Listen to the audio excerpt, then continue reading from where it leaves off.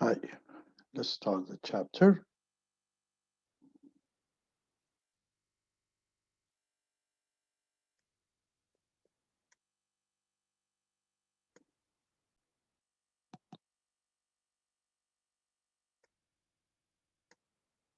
Okay. Um,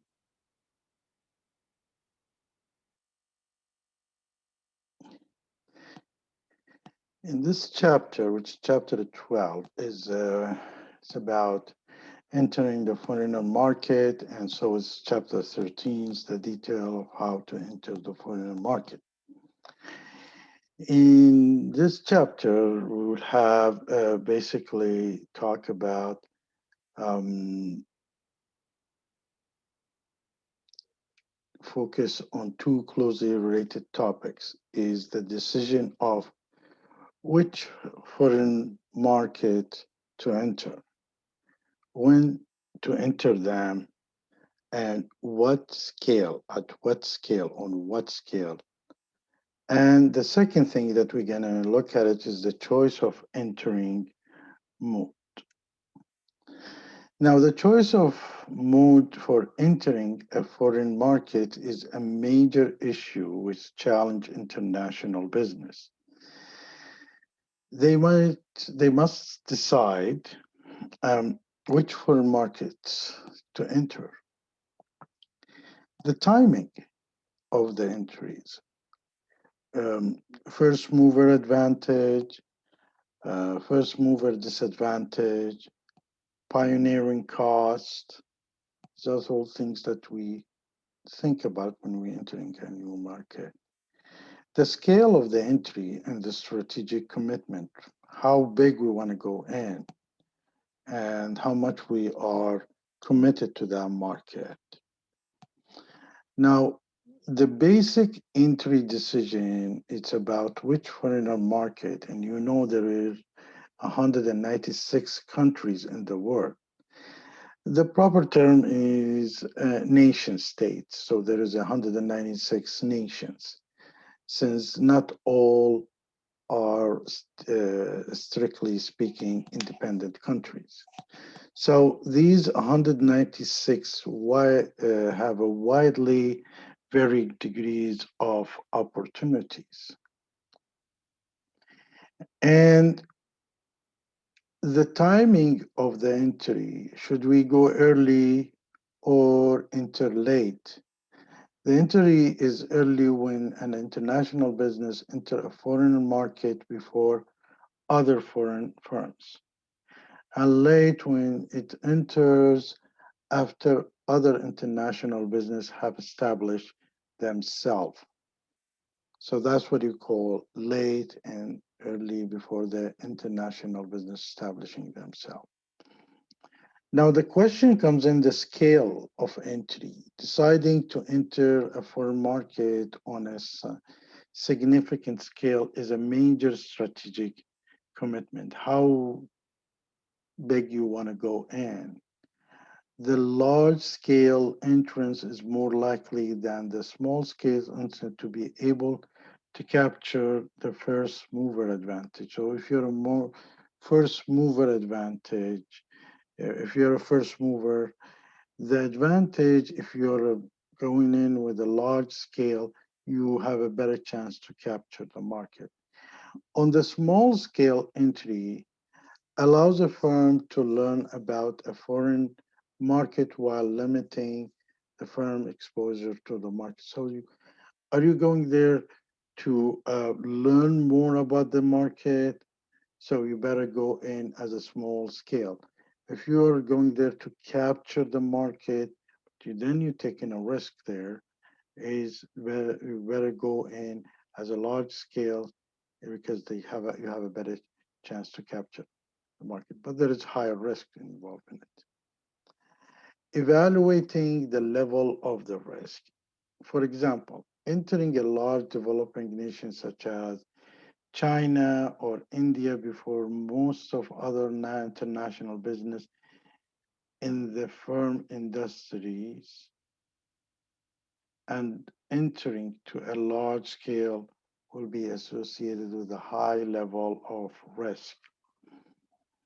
because you are entering in a big country with a larger scales.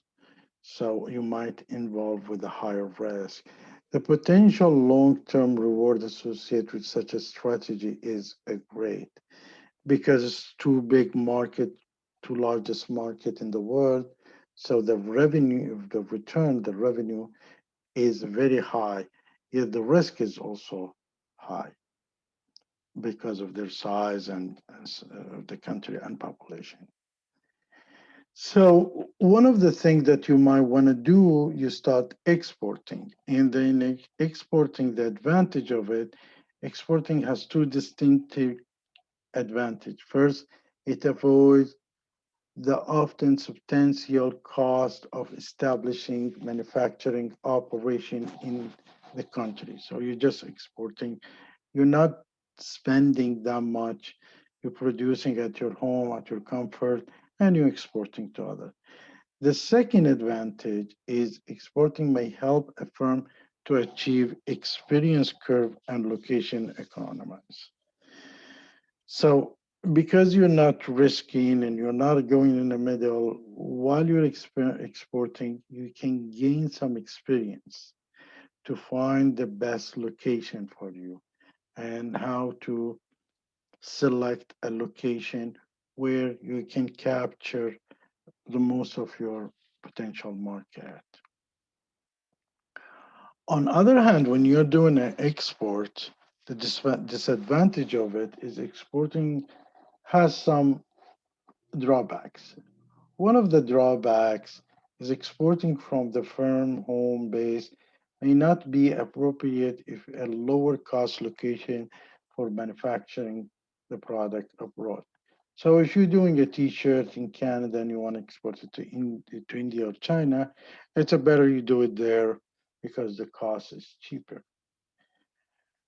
The cost of high transport costs, such as, if you want to export cement, for example, is uneconomical, and particularly for bulk products as cement or other product that they do have it in other places also.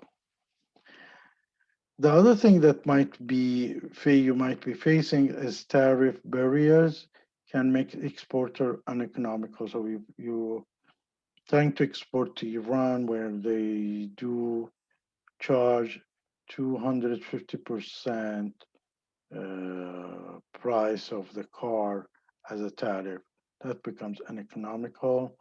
And the other thing that the foreigner agent often carry the product of competing firms and so have divide loyalties.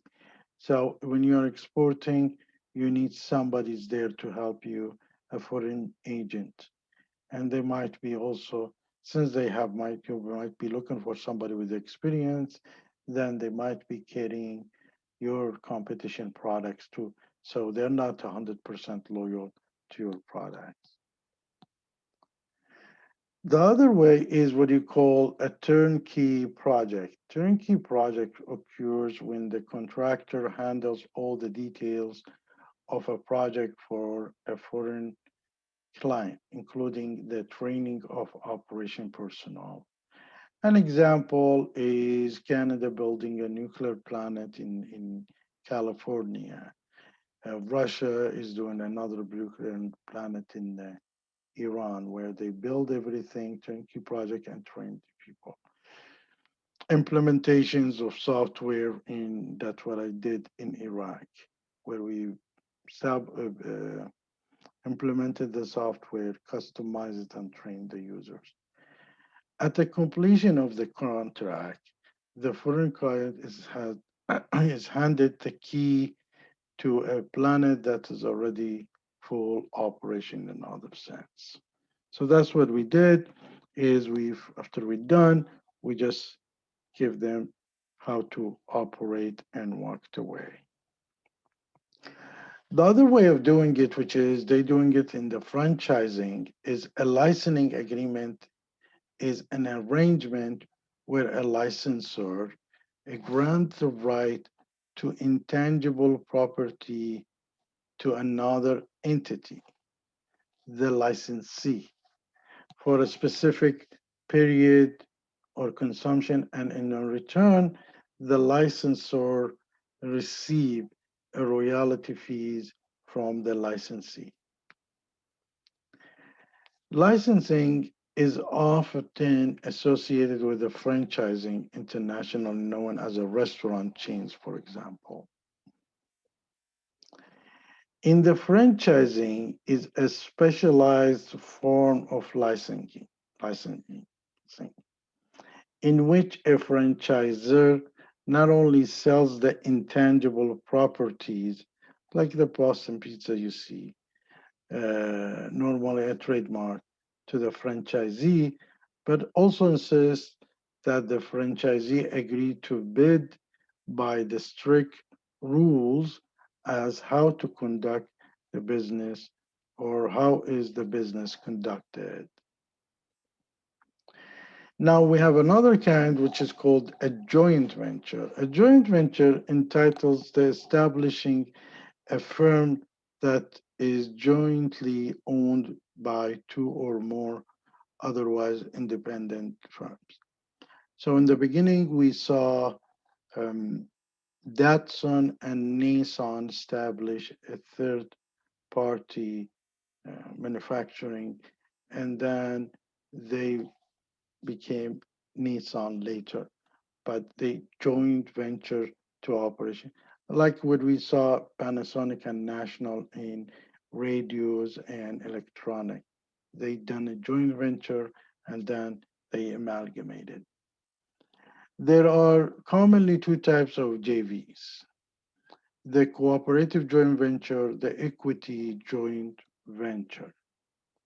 The cooperative joint venture is a quite common with a large size companies seeking the position in emerging market. They cooperate on entering in the market. The relationship does not include financial sharing of ownership in the third entity. So they put money, and they make a joint venture. In the equity joint venture, um, the first one is a third party, a company. In the equity joint venture is the partner share ownership of a jointly held subsidiary, often used when it's suspected that by holding a subsidiary, the partner can achieve a profit beyond what they could done separately. Let's assume you're walking to a big market in for India or China, and you are medium size, a consulting company. You need a local company who is strong in sales and marketing. You don't want them, they have too many loyalties. So you go and do a joint venture in India where you do the consultancy and they do the selling and marketing also. The advantage of joint venture when the development costs and or risk of the opening a foreign market are high, a firm might gain a sharing these costs and or risk with a local partner. Both putting the cost, if it goes away, both lose the shares, the get into risk, lost the shares, but they didn't lose everything. Each one lost a share. And if they, make a profit, that's fine. So they might lose the cost, each one put a part, or they might risk together. So they mitigate a little bit of the risk.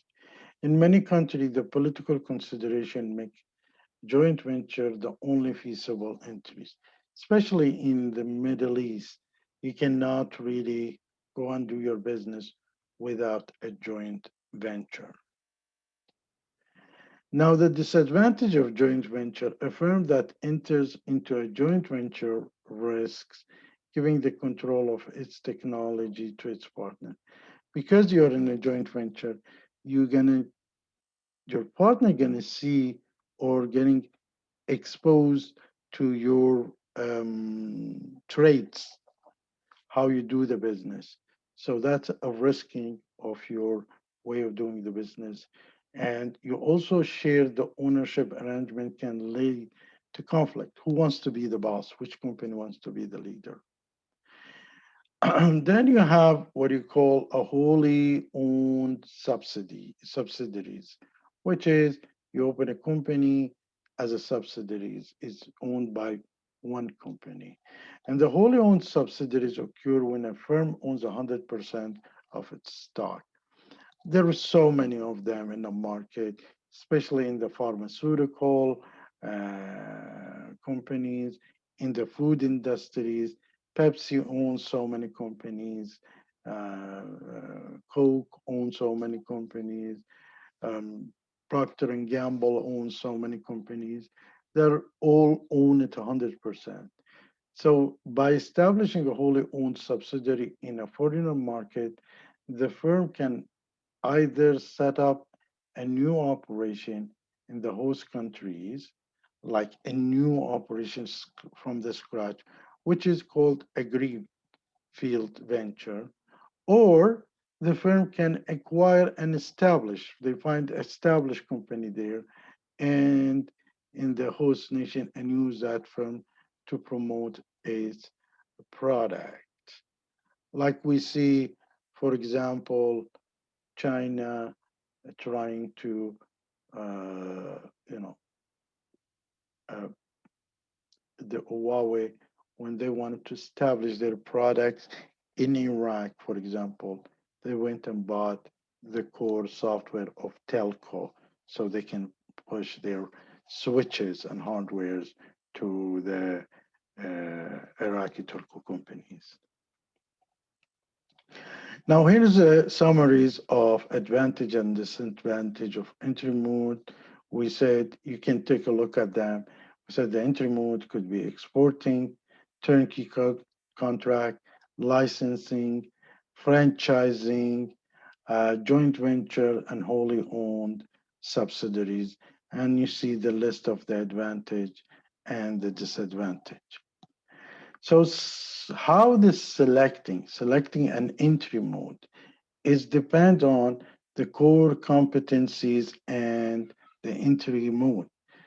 If you have a technological know-how or a management know-how, that makes you really strong to enter. The pressure for cost reduction and entry mode also. So you want to reduce the cost, you enter there. So these are two options of selecting an entry mode. Um, the core competency and entry mode, we talked about the technological know-how. If a firm competitive advantage, its core competencies is based on controlling over property, technological know-how, licensing, and joint venture arrangements should be avoided if the possible to minimize the risk of losing control over that technology. So you came up with a new technology, new way of doing things, cheaper way because of the technology you have. So you wanted to enter, solo there because you don't want to enter a partnership. You might lose this technology traits to your partner.